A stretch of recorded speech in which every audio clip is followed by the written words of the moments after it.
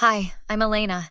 You know those family gatherings where everyone's smiling in the photos, but the tension's so thick you could cut it with a knife? That was every Sunday at Grandma Rose's house after she got sick.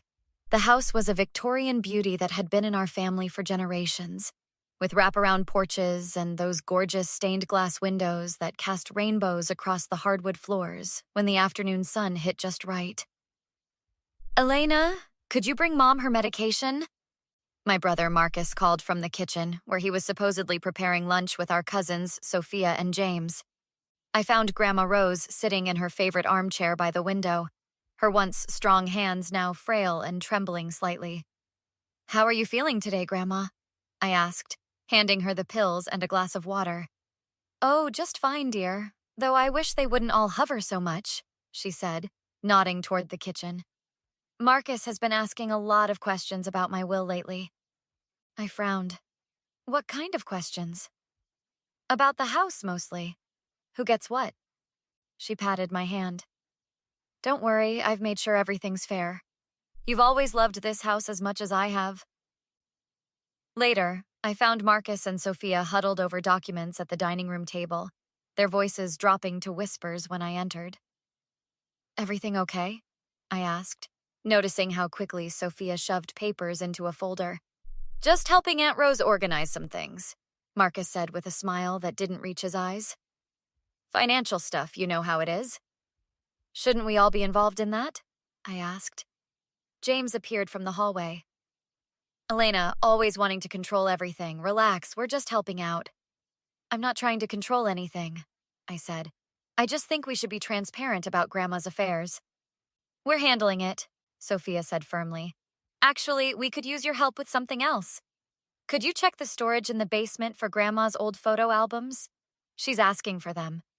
When I returned, empty-handed because there were no photo albums in the basement, the house was oddly quiet. "Grandma?" I called out, making my way upstairs to her bedroom. She wasn't there. "She's resting at my place," Marcus said, startling me as he appeared in the doorway. "Doctor's orders. She needs round-the-clock care now." "Since when? Why wasn't I told?" "It happened quickly. We tried calling you." 3 weeks later, after repeatedly being told Grandma was too tired for visitors, I received a call from my Aunt Martha, Sophia and James's mother. "Elena, I need to tell you something." Her voice trembled. "It's about Rose's house." "What about it?" I asked, an uneasy feeling settling in my stomach.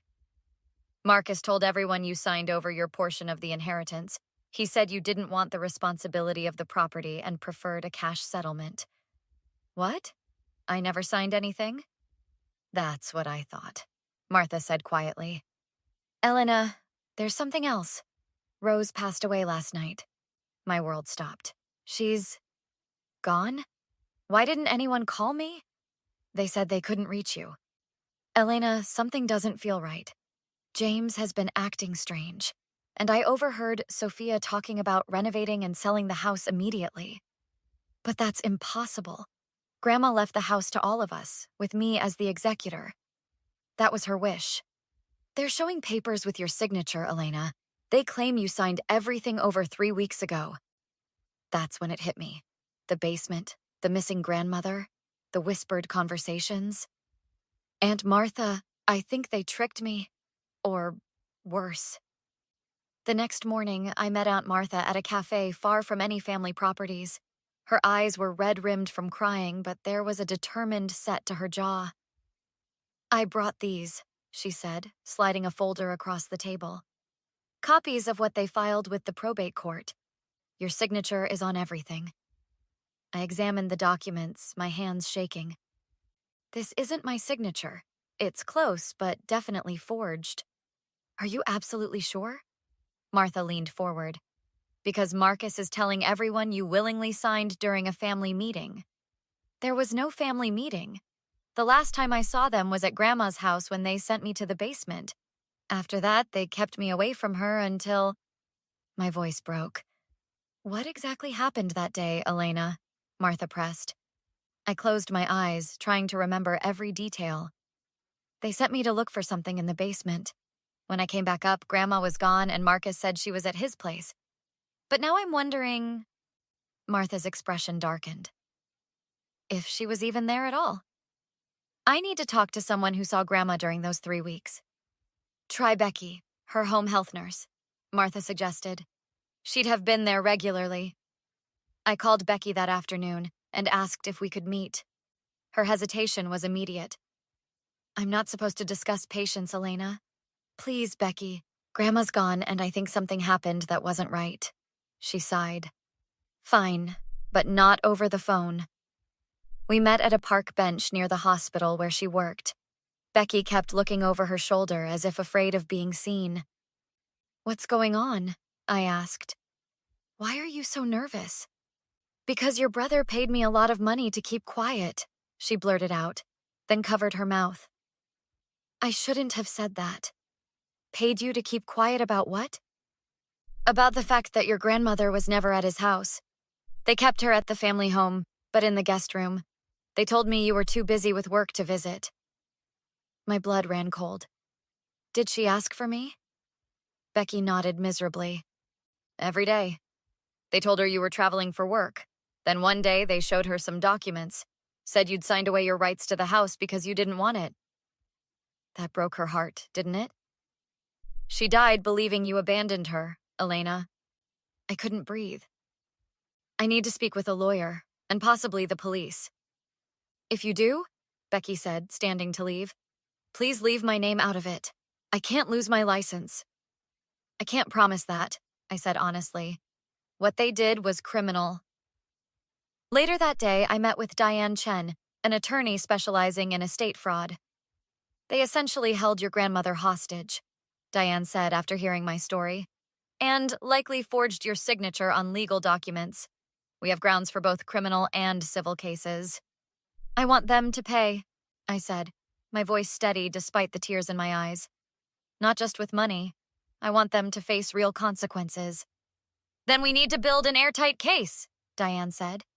That means finding evidence they can find you or coerced you into signing something. I never signed anything, I insisted. Then we need to prove the forgery and establish motive. Detective Reynolds joined our next meeting. His stern expression softened only slightly as I recounted my story. Miss Vasquez, to be clear, you believe your brother and cousins kept your grandmother isolated, forged your signature on inheritance documents, and defrauded both of you. Yes, and I think they may have done something to me that day at the house. Everything after going to the basement is fuzzy. Drugged you, perhaps, he mused. We'll need medical records, bank statements showing unusual withdrawals, and testimony from anyone who interacted with your grandmother during that period. I have a witness, I said, but she's afraid of losing her job. Let me worry about protecting your witnesses, Reynolds said. What we need now is access to that house before they can clean it out. I stood on the porch of Grandma's house, my house, at least partially, and rang the doorbell. My hands were shaking, but my resolve was ironclad. Detective Reynolds and 2 officers waited in unmarked cars down the street. Marcus opened the door, his surprise quickly morphing into wariness. Elena, this is unexpected. We need to talk, I said, pushing past him into the foyer. Where are Sophia and James? In the dining room, but I strode through the house, finding my cousins sorting through Grandma's china collection. They froze when they saw me. Well, look who finally decided to show up, Sophia sneered. A bit late, don't you think? What exactly did I sign 3 weeks ago? I asked without preamble. James and Sophia exchanged glances. You signed over your portion of the inheritance, Marcus said, coming up behind me. Don't pretend you don't remember. That's interesting, because I don't remember signing anything. In fact, I don't remember much after you sent me to the basement that day. You're being dramatic, Sophia said, rolling her eyes. You signed the papers right there. She pointed to the dining room table. After what? After you drugged me? Locked me somewhere? Threatened me? Marcus stepped closer. Elena, you're not making any sense. You agreed it was best for everyone. You took the cash option instead of property rights. End of story. There is no story, I said, pulling out my phone. Because it never happened. But something did happen in this house. Something that made me unable to remember parts of that day. Put the phone away, James said sharply. What are you doing? Recording this conversation. For evidence. Sophia lunged forward. Give me that. Don't touch me. I stepped back. I know what you did. I know you kept Grandma here against her wishes. I know you told her I abandoned her. I know you forged my signature. You can't prove any of that, Marcus said, but I could see the panic in his eyes. Actually, I can. Becky told me everything. That bitch, Sophia hissed. We paid her good money to keep her mouth shut. Sophia, Marcus snapped. Shut up! What? It's Elena's word against ours, and we have the signed documents. Forged documents, I corrected. And it's not just my word. It's Becky's testimony, Aunt Martha's observations, and whatever evidence the police find when they search this house. James paled. Police? They're outside right now with a search warrant. They're particularly interested in the basement, where I'm guessing you kept me until I was compliant enough to either sign something or be forged. Marcus's face contorted with rage. You stupid bitch! You have no idea what you're doing! I'm taking back what's mine, and making sure you pay for what you did to Grandma. She was dying anyway, Sophia shouted. What difference does it make if we sped things along a little? The room went silent. What did you just say? I whispered.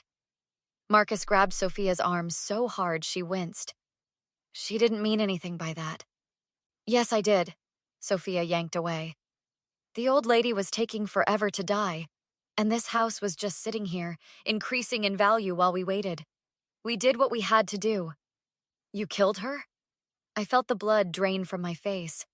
No one killed anyone, Marcus insisted.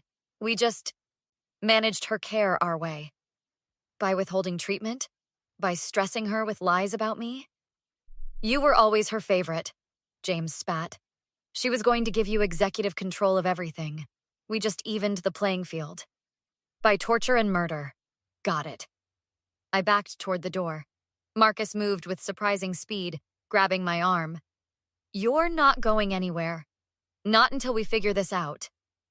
Let go of me! Or what? He tightened his grip. No one knows you're here. We could have another little basement session. Maybe this time you'll be more cooperative. I smiled, which clearly unnerved him. Actually, Detective Reynolds and his officers know exactly where I am. And they've heard every word you've said for the last 5 minutes. As if on cue, the front door burst open. 6 months later, I sat in the courtroom as the jury foreman stood to deliver the verdict. Marcus, Sophia, and James sat at the defense table, each looking more defeated than the last. On the count of fraud in the first degree, we find the defendants guilty. On the count of elder abuse resulting in death, we find the defendants guilty. On the count of assault and false imprisonment, we find the defendants guilty. I closed my eyes as relief flooded through me. Beside me, Aunt Martha squeezed my hand. It's over, she whispered. The judge's sentencing was appropriately harsh. As the bailiffs led my former family members away, Marcus locked eyes with me. Elena, please, he called out. We're still family. We can work something out. I stood and walked toward him, stopping just outside his reach. You stopped being my family the moment you decided Grandma's house was worth more than her life, I said calmly. I hope your prison cell has a nice view. Later, at the reception following Grandma's long-delayed proper memorial service, Aunt Martha found me on the porch of the Victorian house that was now legally mine. What will you do with the place? She asked, looking up at the gabled roof. Turn it into a residence for elderly people who've been victims of financial abuse, I said. The Rose Vasquez Home for Dignified Aging. Detective Reynolds joined us, a glass of iced tea in hand. That's a fitting tribute. It won't bring her back, I said, but it might help others. Have you heard from any of them? Martha asked hesitantly. Since the sentencing? Marcus writes letters. Sophia's attorney called about an appeal. James sent a 20-page apology. I shrugged. I haven't responded to any of it. Will you? Reynolds asked. No, I said firmly. Some betrayals can't be forgiven. Some relationships can't be repaired. And I'm okay with that. Becky approached, looking nervous but determined. Elena, do you have a moment? Of course, I said, leading her to a quiet corner of the porch. How are you holding up? Better now that I've made things right. She twisted her hands. I wanted to ask, the nursing position at your new facility, is that offer still open? I smiled. It is. We need people who understand what's at stake. People who will speak up when something's wrong. I should have spoken up sooner, she said, tears forming. Your grandmother might still be alive. You spoke up when it counted, I assured her. That's more than most people do.